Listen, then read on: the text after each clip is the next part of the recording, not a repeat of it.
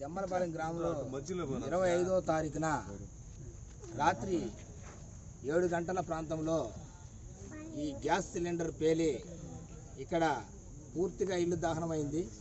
ఈ సెట్టిపల్లి మాలకొండయ్య గారి ఇల్లు పూర్తిగా దహనమైంది.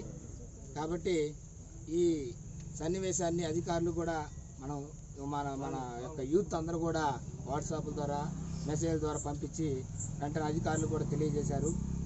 అయినప్పటికీ ఈ మాదిగపాలెంలో ఉండేటటువంటి ఈ దాదాపుగా 160 కుటుంబాలు ఉన్నాయి.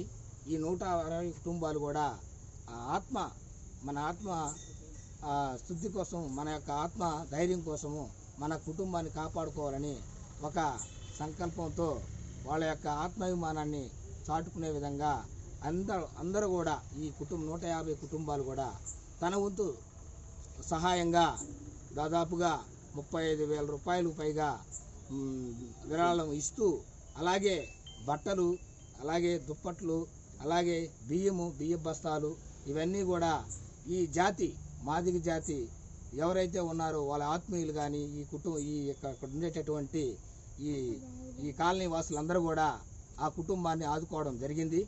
తర్వాత ఈ కార్యక్రమంలో దాదాపుగా ఈ జమ్మలపాలెం మాదిగపాలెంలో ఉండేటటువంటి యూత్ దాదాపుగా ఒక 50-60 మంది ఆ రోజు నైటే వీళ్ళందరూ కూడా ఒక్కసారిగా గుమికూడి, అలాగే ఇక్కడ ఉండేటటువంటి స్థానిక ఉద్యోగస్తులు కూడా వారికి తోడై వారి సహకారంతో, అలాగే ఎంఆర్పిఎస్ కార్యకర్తలు, ఎంఆర్పిఎస్ నాయకులు కూడా ఆ రోజు నైట్ వచ్చారు. అందరూ కూడా ఇంటింటికి తిరిగి ఈ నగదుని కూడా అందరూ కూడా సమకూర్చి దాన్ని తీసుకొచ్చి ఈరోజు మేము మా అందరి సమక్షంలో ఈ విరాళాన్ని మన నాయకులైనటువంటి గోచిపాత్ర వెంకటేశ్వర్లు గారి ఆధ్వర్యంలో ఎందుకంటే ఈ ఏరియా మన యొక్క నాయకుడు రాష్ట్ర స్థాయిలో ఉన్నాడు కాబట్టి ఆయన్ని తీసుకొచ్చి దీన్ని ఇవ్వడం జరిగింది.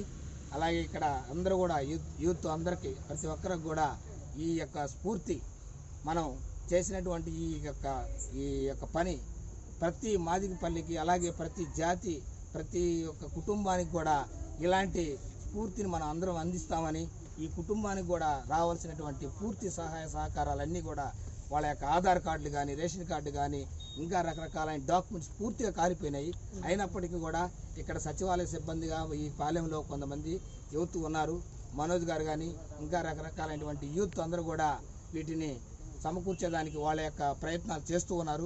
తొందరలోనే అవి కూడా వాళ్ళకి పూర్తి డాక్యుమెంట్స్ కూడా అందిస్తాము. కాబట్టి ఎందుకంటే మన యొక్క ఆత్మాభిమానాన్ని చాటుకోవాలి, మన ఆత్మ గౌరవాన్ని కాపాడుకోవాలనే ఉద్దేశంతోనే ఈ విధంగా ఈ పల్లెలో ఇంకా ఏమి జరిగినా కూడా, ఎటువంటి కార్యక్రమం, ఎటువంటి ఆపదలు జరిగినా కూడా ఈ పల్లె అంతా కూడా ఆ ఆపద జరిగిన వాళ్ళ వెంట ఉంటుందని ఈ సభాముఖంగా ఈ యొక్క కార్యక్రమం సందర్భంగా నేను అందరికీ తెలియజేస్తున్నాను. కాబట్టి ప్రతి ఒక్కరికి కూడా పేరున ధన్యవాదాలు తెలియజేస్తున్నాను. అలాగే ఉద్యోగస్తులు కూడా బాగా స్పందించారు. అలాగే ఇక్కడ ఉండేటటువంటి స్థానిక నాయకులు వాళ్ళు కూడా వాళ్ళ శక్తి మేరగా వాళ్ళు కూడా చాలా కృషి చేశారు.